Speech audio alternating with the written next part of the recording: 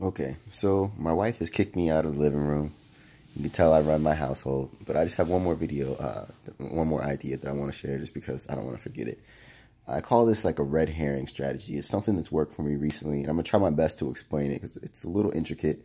And I want to caveat, I don't know or think that this is something brilliant. I'm not sure if it's dumb. I'm not sure what it is. It's just something that I've seen work recently for me a few times, and I just kind of put some thought into it today about just understanding the mechanics of it. So essentially what it is this.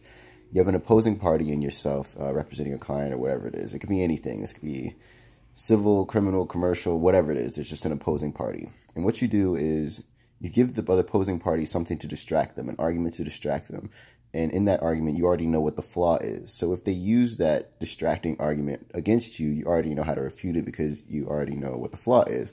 But if they don't use it, and this is the part that's kind of complicated, if they don't use it, there has to be something about that distraction that you can then use against them to say, well, why didn't you use this? This is an important piece of your case. You know, you not using that, you can attack their credibility and cast doubt upon what it is that they are claiming. So I'll use the example that's close to one when I first kind of used this. It was going through an issue with the opposing party over ownership of a piece of property, intellectual property, where my client is saying that she owns the thing, and then the opposing party was saying that they own it, etc., that they, you know, created it, blah, blah, blah. So the red herring was talking about where the materials came from to make the thing. And I made this an issue, or a distracting issue, because one, I know where it came from. Two, I know where it came from because it doesn't really exist. I mean, I'm not lying. I'm just saying that it's not something that's, you know, specially made or something that is, you know, really abstract. But the way that I put it to them was kind of like, you don't know where this came from. How can you claim that you created this if you don't know where this material came from? But again, I'm just making this an issue because it doesn't matter at all where it came from. It's nothing. It's just, you know, something that can be easily made. You could go find some of this material in Lowe's if you really, you know, wanted to. But again, I'm making this a distracting issue because they're claiming ownership of a piece of material that, you know, we believe that our client owns. So the red herring, the distracting part is, you know, them trying to figure out where it came from, this material, and trying to explain that. And the flaw knowing that from our side, we know where it came from, and it's not anything that's, you know, incredibly complicated. But I know that they can't attest to that because they didn't really create it. So that's the flaw, you know, that if they tried to use it against me, I could, you know, bat that back and say, well, when did you buy it? And I mean, I could just drag them down a real rabbit hole with that if I wanted to. But if they don't use it, I still have them because then I can attack their credibility by saying, how can you claim to own it when you don't know where the materials came from?